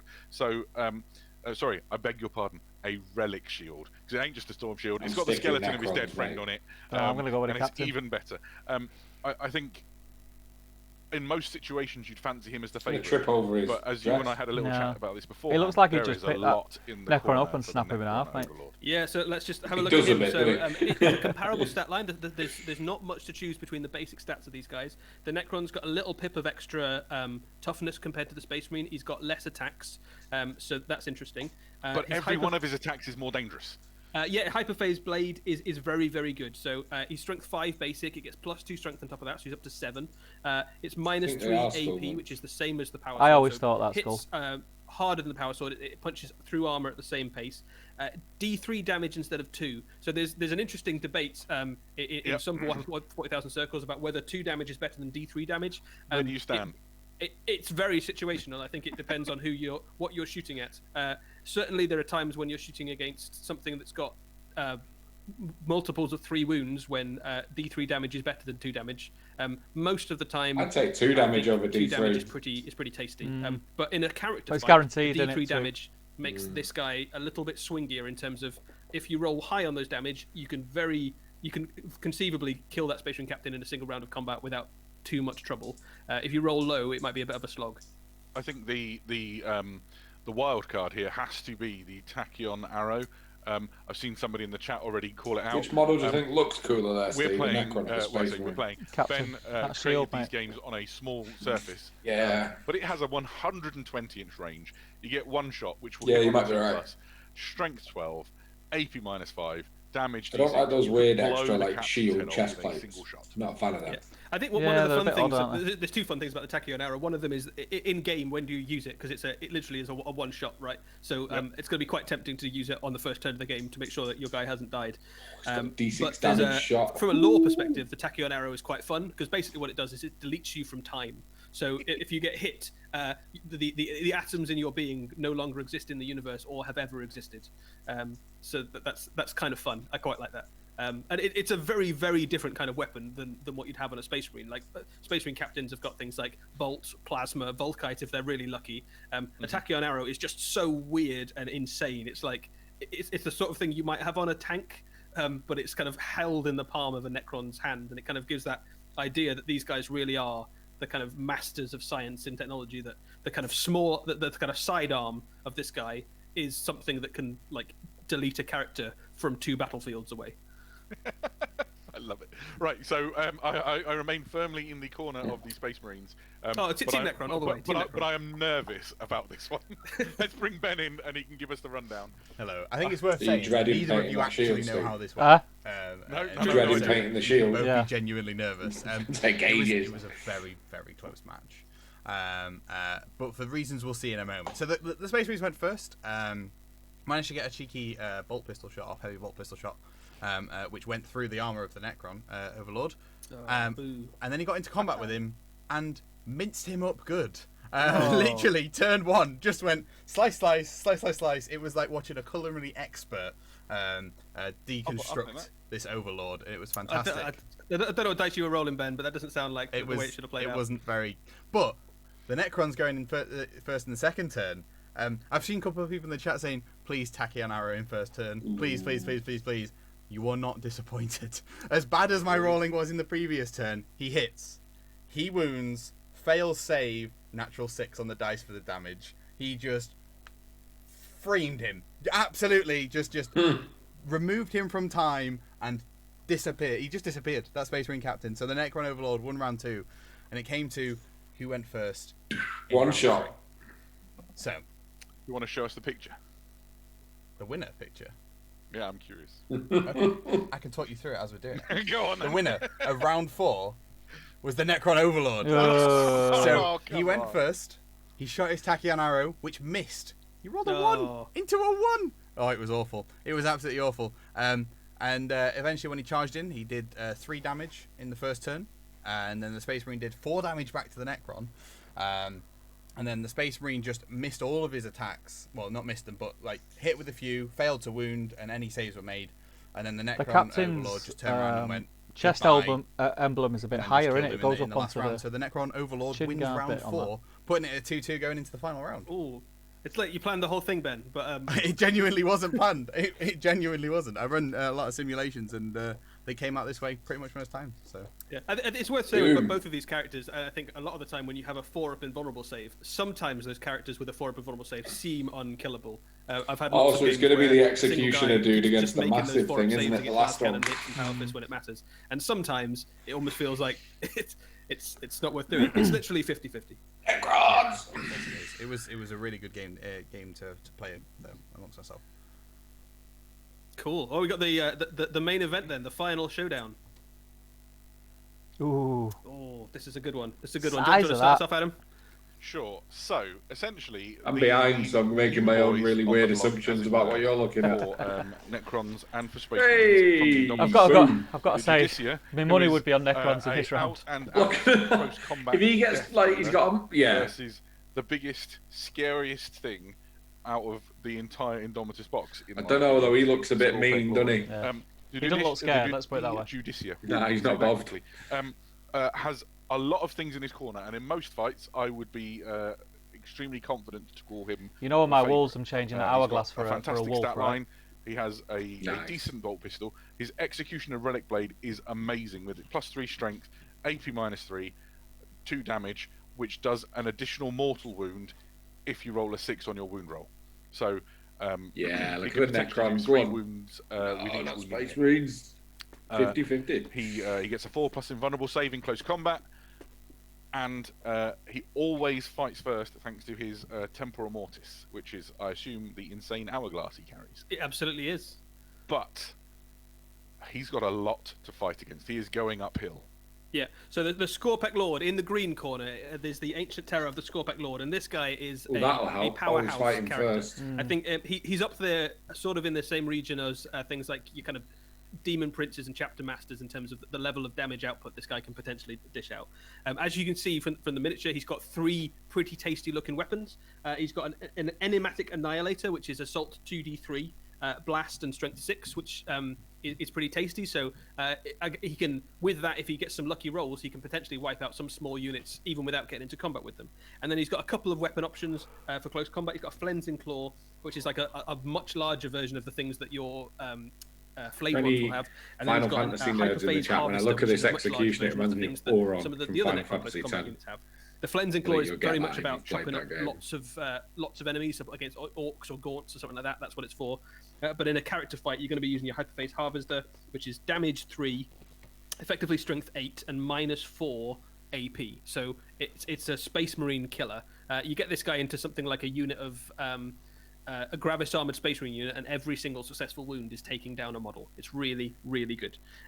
In addition to that, he's got a 4-up and vulnerable save. He's also a destroyer, which means that he can reroll hit rolls of 1, and he has an aura ability that means that him and any other destroyers can reroll any wound rolls of 1 within 6. So his aura ability also affects him. So probably what you're doing with him is charging him in to combat alongside your other Scorpec destroyers and chopping people up. And it looks like the chat favours him at the moment because he's on 65%. I think as a staunch Imperial fan though I am, I have to see where the chat is coming from. I'm going to remain in the blue corner. Yep. I think the Judicia can get it done. It really is going to come down to a bit of luck, I think, though. I think that there's some cool stuff about Judicia that is definitely worth saying from a lore perspective. I think he's just a really cool character. He represents basically someone who is in training to be a chaplain. Before he's allowed to be a full chaplain, he has to, through deeds alone, inspire his fellows, which is pretty cool. So that's kind of where he sits in your lore. He's kind of like, before you get to be a full-on chaplain, you have to take this executioner blade, go find the biggest, scariest monster you can find, and chop its head off, which this very much is. I was going to say, here we are then. So let's bring Ben in. Look how they've painted the sand on the bottom of that hourglass. Look at it like close up. That's insane. It was chat favouring for about 65% there that the Scorpec Lord is going to win. Round 1, the Space Marine Judicia went first. Managed to get a wound off from his pistol, which was pretty cool. Then charged in to the Lord. Did 2 wounds in combat, which took the Necron Lord, Scorpec Lord, down to only 2 wounds left, and then he proceeded to get chopped up. The Scorpec Lord turned around and went, "You had your chance, and you missed it," and just laid into him. Did you go all Hyperphase Harvester? I did every single time. Hyperphase Harvester every single time. Because you're only against one model. And that doing 3 damage at a pop against that one model is absolutely terrifying. Okay, the Flensing Claw gives you the option to have more attacks, but it's only the 1 damage. Great at being able to take down more multi-model units. But if it's just the 1, go with the Hyperphase Blade. Because every one that goes through is 3 damage. It's insane. So with the Necrons going first, you think, well, okay, the Judicia is essentially going first again because of the combat, right? You've got to whittle weather the shooting phase first, and the Scorpec Lord did indeed. He only got 4 shots out of his 2d3. It was pretty good. Overall, 1 wound went through, and I was random one. Look at Ben Bailey's screen. Is that model on the second row where all these models are? Is that a Boromir of White Tower?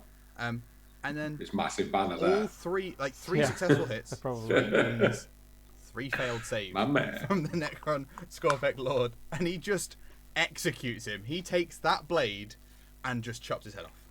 So they win each other's initiative. Yeah, which is the weirdest bit about it. They win. Everybody's been like, oh well, surely the person who goes first wins. No. This was completely the opposite. The person who went second. That's a powerful ability that you get in the Tempora Mortis. I think I'm going to enjoy setting up unlikely situations and seeing what I can get out of it. So it's good to see it works. So how does the 3rd round go? So the 3rd round was the initiative roll, and it went to. This is for the whole. This is for the whole. This is for the whole thing, right? Yeah. So we're tied on 1-1 in this particular fight, and on 2-2 between the previous ones. So it genuinely 100% came down to absolutely everything. And the Necrons won the initiative going into the final round. Necrons! Okay. Well, it's good so far, unless you look at this one previous round in isolation, when last time they won the initiative, or had the initiative, they died.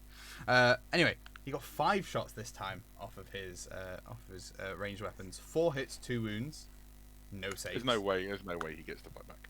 Okay. 3 wounds left on the Judicia. The Judicia, he then charges in. The Judicia fights first. 4 hits, 3 wounds done to him, only 1 of them saved. So the Necron Lord is on his last legs, and then the Scorpet Lord fights and just cleaves him. Chops him into next Tuesday. So a Necron win, but a Necron remaining on 1 wound at the end of all of it. Yeah, so it was indeed the Scorpet Lord that won it for the entire... Spoilers, Steve. But it was... You don't know who I'm cheering for? Necrons! To go and do these matchups yourselves and see how different it is between each matchup yourself. I love it. So I think what's been quite good fun here is, in this crazy social distance world where getting together and playing Warhammer right now is a little bit more complicated than normal. We were able to have a look at who wins in some little matchups. I know as things improve across the world that we are looking forward to filming some full-size battles as well. So if those of you who are like, well, I want to see all the models on a normal table and I want commentary and those things, those days are coming back, and we're looking for ways to do it. But for my money, I love having a little bit of theory hammer with my fellow nerds and discussing who would win, and then seeing who won. So thank you, Ben, for running us through the simulations, as it were. And I hope you enjoyed getting to push very carefully heavy metal models around the table. Yes, it was almost it was a white glove situation, just very, very daintily moving them, trying not to hurt anybody. I love it. On that note, I'm going to disappear for a bit. Enjoy the rest Cool. of the preview. All right. See you in a minute, Ben. Right. So, Eddie, we're not done yet. We've got a couple more things to go through. We've seen the results of our face-offs. We've got 2 more videos to show. Why don't we jump into the next one and find everybody back here after the jump? Another video. Conversion Master 010. 2 more videos. Here, saying, how do I convert a Primaris Tech Marine? Probably the terrain pieces, right? Take an Intercessor. It's got to be. Off the Tech Oh, Marine. Ooh. that's way too complicated, man. What are you on about? It's easy, right? What you've got to do is take all that enthusiasm, a little bit of passion, say your prayers to the Omnissiah, and just wait. That's it. Oh, I can't see anything. Shut up. oh yes.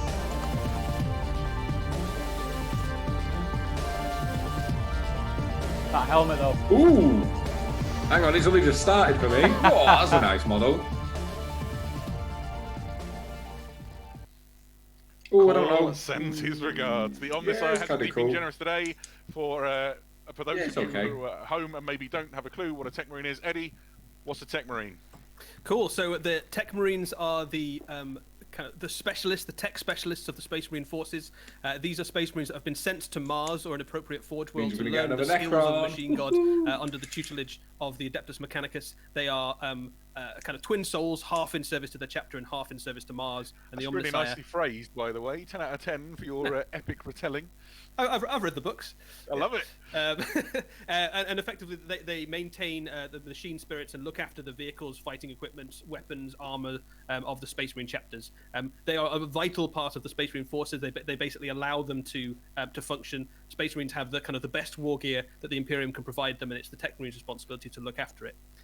In addition to it's a cool mini, it's a that, glorious model. Oh, it's great. In addition to looking after the machine's spirits, they're also warriors in their own right, capable warriors, and they blend the skills of the Space Marines and the Adeptus Mechanicus. So you can see that they've got the cog Yeah, it's axe cool. of the Adeptus Mechanicus, but it's a cog axe of Space Marine Like the proportions. helmet. So swung by a warrior of the Adeptus Mechanicus. They've got that kind of servo harness look, familiar to Adepts of Mars, but on a kind of Adeptus.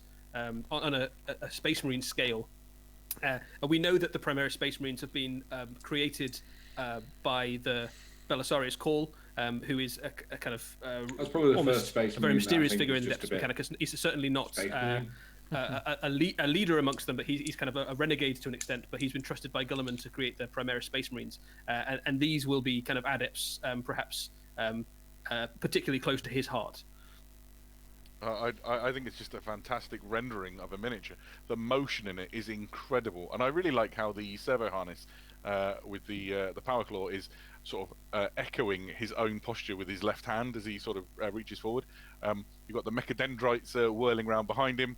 It just somebody in the chat has just said There you go. He says it's starting to become almost impossible to pick a favourite Space Marines character model now.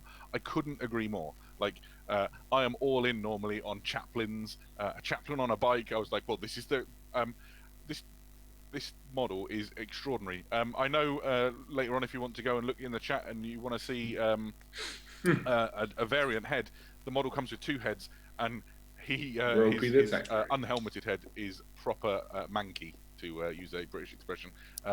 All has not gone well underneath that helmet. But I think there's an interesting thing you get with the Adeptus Mechanicus especially, which is that they're probably far more zealous than most Space Marines to replace parts of them with bionics. So most Space Marines would probably be keen to keep most of themselves, but a lot of tech priests will replace more of themselves with machine parts than most Space Marines would. There might even be parts that they've replaced not because they were damaged, but because to become closer to the machine god, to become more mechanical. To kind of improve their form. So they're interesting characters from a lore perspective. They're kind of their loyalty is split in a way that's slightly different from the way that any other Space Marine would be. They kind of represent that union with Mars within the Space Marine chapters. Yeah, absolutely. The Imperium is a duality with the alliance between Terra and Mars, and the Tech Marines really represent that fantastically because, as you said they are 2 souls essentially. They've got the loyalty to the machine cult, and the Emperor's Omnissiah, and then they've got the loyalty to the chapter. And for me, that is, it's a fantastic story right there. He's going to look great going forward with the Assault Intercessors, isn't he? I think he's going to look great. I was picturing him surrounded by dreadnoughts. Actually, I was in oh, my head. hell. There's 2 redemptive dreadnoughts on either side of him, and he's kind of gesturing forward. He's like, "Hey boys, that thing over there that I don't like, could it not be there anymore?" And they're kind of stomping off to do his duty. The other thing I really like about Tech Marines is that kind of the mirror you have with them and apothecaries, because you've got apothecaries that kind of look after the gene seed and kind of tend to the wounds of the Space Marines, and the Tech Priests do a similar thing for the machines. And there's almost like there's a little bit of kind of mirroring of the pose of the apothecary in that. So you get the kind of again the 2 halves of the Space Marine chapter, the I like physical, the bionic arm stuff. That's quite machine a cool aspects and the kind of warrior aspects mixed together. Yeah, absolutely. So it's been quite a good little preview show. As we started this stream, 3 different people who were in the stream have texted me going, "Yeah, I'm all in." Chaplain on bike. So 3 of you in the chat. Like the ultimate usage of wheels. A new Tech Marine, which is a much requested kit from the community. Lots of people either having to try and repurpose the Iron Hands character whose name has just escaped my head, or just pleading for a Tech Marine of their own. And now there's one on the way. Yeah, Ben whispering in my mind that he's called. Here comes a new Necron. We're not quite done yet. We've got a little bit more to cover off, if that makes sense. The first thing to do, I think, is to remind everybody that Indomitus goes on sale on the 11th of July. So that's when the pre-orders begin. It's a 2-week pre-order window. So if you do the maths, you can work out what date you'll be able to get it in your hands. We've made more Indomitus than anything before. There's loads. From Element Games only, no one else is selling it. You do want to get them while you can, though, because they are available while stocks last. I would set an alarm. Yeah, I think it's such a cool box set. I think anybody who is a Warhammer 40,000 fan just wants that box. The miniatures are incredible. The guys have done such a good job with it, and I think that obviously comes with the nice big rule book as well, which has got all of your rules, all the Crusade stuff, lots of. What are we thinking, Jay? With Elements discount, we're talking around the £100 mark. We've said it a few if times. 125 is right, then it is bang on 100 smackaroonies. Yeah, I completely agree. So the next thing to say would be, being honest to you guys, if you guys buy it, when we will have our next get preview it show. for It also the exact happens to same be the day price, you can and get Top Tier Indomitus Gaming get £5. So maybe we'll all join here again, and we can be Supporting us do this. building and playing with our Indomitus sets and see what else is to come. And that connects really nicely to sort of the thing I wanted to close on, which is we've seen pretty much more new stuff for Space Marines and for Necrons than we've ever seen before. Just incredible expansion of the Necron range, an incredible expansion of the Primaries Space Marine range, and it's really exciting to see the directions that the Warhammer studio are taking these models in. I, for one, am super excited. We're not quite done yet. Is that fair to say? That's absolutely true. Stop So it, Steve. You're going to still have spoil a it few for me. things I to can't show say you anything. for the Necrons and for the I Space can't Marines. yet. And one of those things will be our closing video today to finish up with. I think it's been a really nice preview to have. I think it's been lots of fun playing through the games, and I think it's always a pleasure to kind of share these moments when we get to reveal something really cool with lots of people on the live stream. It's great to see your kind of excitement live as we show you something cool for the first time. Yeah, so really, I think what remains is to, from the one Ben Bailey behind the scenes, the tech priest of the Warhammer community, from Eddie Eccles and from myself, thank you for joining us. Thank you for spending your time with us, for chatting, for voting, for discussing things. It has been a delight and a pleasure to host you and to have you with us. We'll see you again in 2 weeks for the next, 3 weeks. 3 weeks for the next preview. 3 weeks. 3 weeks for the next preview.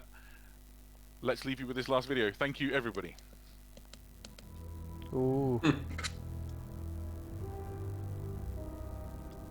We once knew the gods. They came arrayed in gold and taught us of glory and of lies. They walked from darkness and taught us of death and of fear.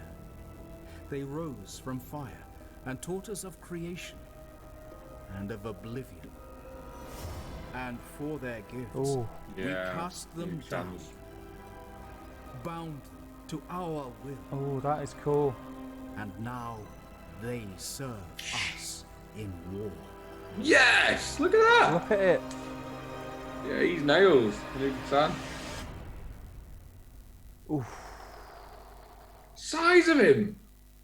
That is something else. That is something else. That is very cool. We are back on just our chat screen now. The Twitch stream has ended. The Void Dragon. I don't even know what the Void Dragon is, but that's quite cool. No, but it's very cool. It looks awesome. It looks awesome. So that's it. That is the preview done. It's a shame we didn't get to see the games actually happening. Yeah, that would be my only. honest. That would be my only negative. There was so much teased there, so much shown that we've not seen before. We've just seen so many models though. Like outside of the box set that's got 5 new units in for Space Marines, we've got the gun turret, the buggy, the tech marine, the dude on bike, the big turret emplacement thing. Like we're talking probably by the end of this, we could be at like a dozen units for each faction, brand new, or new models for existing. It's crazy. Yeah. Cool, right? What's the Void Dragon? There's a few people getting excited about the Void Dragon. Like, someone hook us up with a knowledge bomb about why that's important. But exciting, right? More 40k hype. And it's very cool. Pre this release, like Necrons never ever even appealed to me. I just thought they were. To me, I looked at Necrons as a non-40k player, knowing nothing about 40k. They're like, well, they've just tried to squeeze Terminators into. Do you know who they were? World. They were like Arno. They're like the faction that exists, but you don't really pay attention to, I remember. And now look what you've got now. Oh, let me turn that sound off on the Twitch. Yeah, it's exciting times. I can't wait to get hold of it now. And we know exactly when it's coming. And it's interesting as well, and do remind you all, they did stress that this is a very limited box. I'd imagine once release date hits, that's it. Yeah. What stores buy is what stores buy. And if they sell it, they've sold it. Does that say anything about the fact that there could be a follow-up box, starter box? There's going to be a starter set, because the starter set is their most important product. It's what they can sell to kids' mums in GW stores, and what is the recruitment tool for the game, right? This is effectively their launch box, and it's available while stocks last. I'm definitely getting one. And I suppose we should touch on the fact that we're giving one away. Yes. We have a box that we are giving away to one of our subscribers, channel fans, or someone who watches a video. So we've got a video coming early to mid next week, which is my 4 ways to get ready for #new40k. 4 things you could do. 4 ways for 40k. It started as 5, but I couldn't think of 5, so we went for 4. We had a chat yesterday about it. And we're gonna talk about 4 ways you could kind of build your own hype or get ready for the new edition. And in that video, I'm going to tell you how you can win a box. So, very cool. Exciting times. Free of charge. So correct. We always try and look after everybody here at Top Table. And do remember, because this is important for us, we want to put a ton of effort into 40k going forward. So if you're all going to pick up your new toys or any toys at all, do your pre-order through Element Games. There'll be posts all over the Top Table gaming community leading up to it. You pre-order through us, and like full disclosure, if you guys pick up this new box set, you give us £5 to help pay for the camera. But it doesn't cost you any more. You still pay the same amount. It doesn't cost you any more. But if you use our link, we get £5, which will really help drive the channel forward. And we can't wait to get hold of this box and start making some content. Ain't that right, bud? Yeah, exactly. Exactly. Yeah. It's early Christmas. I wonder how many people, like, because interestingly, like, I thought this was going to be 175 quid, and a lot of people did. I wonder how many people are just going to get 2 now. Yeah. Possibly. It's worth a shout. It's definitely worth a shout. It's definitely worth a shout. Like, if you're going to play Space Marines or Necrons, there is huge value in either getting 2 or getting 1 and swapping half of the pal. Yeah. Like, it's probably one of the best value sets they've ever done. Yeah. It's literally about £1.50 a model. Yeah, it's class. Which is nuts. It's class. Yeah. The models I'd are cool, imagine, yeah, and I'd imagine when the starter set comes, it will be probably just a shrunk, like, it'll include dice and rulers and a small core rules book, but it'll be less of these models, but it will be these models. Yeah. And a reminder for everyone, pre-orders are July the 11th, next Saturday, 10 a.m. UK time. And just all you've got to do is be in the Top Table Gaming community group and use the links that we give you, and you will be laughing. So are you all excited? Who's on the hype train? Skullmunch is driving. Me and Steve are in the first class carriage. I'm on Who's top, on mate. The hype train? I'm on top. Woo! Ben's shoveling the coal. Like, who's excited for this hype train? I can't wait to get hold of my Necrons. Steve can't wait to get hold of some Space I just want to play Marines. some. I want to play some games. I want to play some. I want to get the rules in my head where it just clicks, and I'm like, yeah, right, okay, that's what I need to do. Because the first few games for me is going to be learning the game. So yeah, I just want to get some paint on some models, get them on the table, roll some dice. Could I? There you go, Ruth, you cheeky. You know what? Oh dear. I would, but Sean wants to keep me in shot. Sean wants to keep me in shot. That's all I'll say, Ruth. That's all I'll say.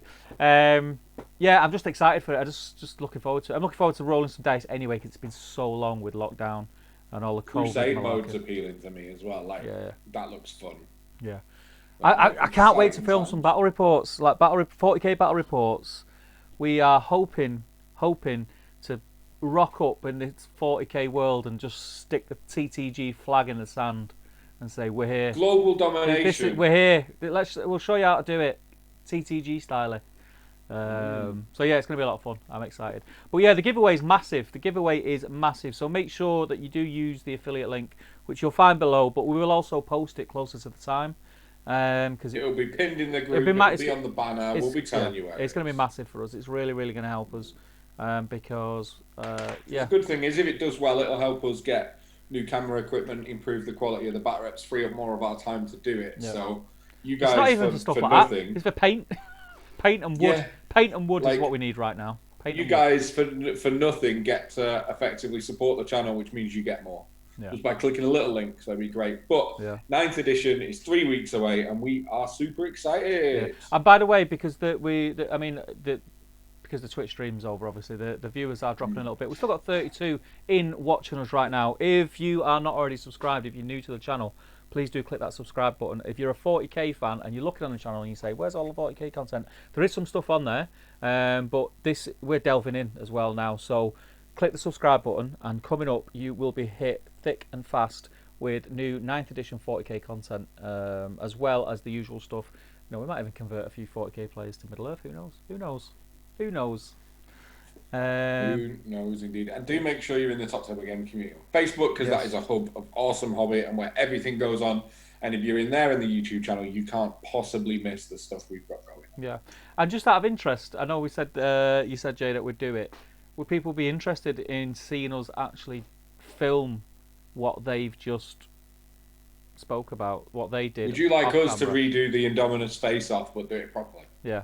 No offense, GW, if you're watching, I'm sorry. Yeah. Would you like us to put those units against each other? Rob Camp says a really good point as well. If you do want to support this channel, join the Patreon scheme. You get access to free dice, all sorts of stuff, a private Facebook Messenger, Patreon chat, which is hilarious. And something else which we are trying out this weekend, tomorrow. Possibly. Yeah. We might, depending on availability. It's definitely some. Should we tell them? Well, I just put my foot in it like I always do anyway. So. Yeah, you've done it now. We're not 100%, but we're 99% sure it's going to happen tomorrow. The patrons will get a heads up in the Patreon chat. But yeah, crack on, let them know. We're going to look at just something to say thank you, because we give them free dice when they've been subscribed for so long, and we do giveaways with our patrons. But we're going to start doing like Patreon hobby streams where we'll just get on a massive Zoom call for a couple of hours. Steve will drink, and we can all sit and paint and chat. And if Ben's available and Steve's available and I'm available tomorrow evening, we're going to let our patrons know. I'm going to hang out for a couple of hours and I'll just talk nonsense where you'll be on screen and on camera too. And don't worry, it won't be dead late. Hang out. I'm working Sunday morning. So. We're looking like 7 till 9. So become a Patreon, support the channel. Will be hugely appreciated. You can find links to it right at the top of the Top Table Gaming community. And tomorrow night you might get to talk nonsense with me and Steve. And instead of us waffling, we'll listen and talk to you guys for a change. And we can see your pretty faces. But no, on screen. We managed to have a bit of a... Me, Steve and Ben got together yesterday. We had kind of a what's the plans for the channel, because obviously it's kind of... We've done what we can, but it's been halted for 6 months, and we had grand plans of... This year's target was going live streaming events, but obviously that is not happening. So we've set some new targets, some new directions, things we want to do, and we think it's going to make the channel just keep growing, and it can't be done without your support. No, so 100%. 100%. It's you guys that make it possible for us to do this. You facilitate this part of our hobby, which we're massively appreciative for. So yeah, keep supporting us, and we'll keep putting the content out for you guys. And yeah, now lockdown does seem to be sort of becoming less restrictive. I don't think we're any way, shape or form like out of the woods yet as far as lockdown's concerned, but it's becoming less restrictive. We are now straight away, we want to be on it. As soon as we're able to all get together and film, we're going to do. We've made plans for us to take turns getting in the studio and doing different bits and bobs. I will be I'll be bringing my cordless drills and chop saws into the studio on Monday, all being well. I've got my marigolds ready for my tasks. Exciting things coming. Yeah. We're always trying to do bigger and better to give better content to you guys. We'll never hide it behind a paywall, which is why when you guys do support us in the other methods, then it's fantastic. Yeah. Oh, Wicked, and right. for anyone, just as a thing, I just want to remind people, for anyone who is waiting on a T-shirt, I know there's a couple of patrons who are waiting on a T-shirt.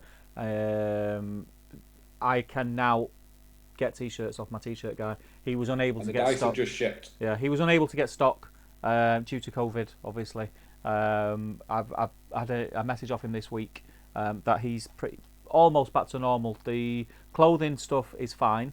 The like mugs and glasses and stuff he's still struggling a little bit with, but he says hopefully by mid next week that'll be fine. So yeah, expect one of those posts by me where you can get anything with a TTG logo on it, socks, underpants, the lot.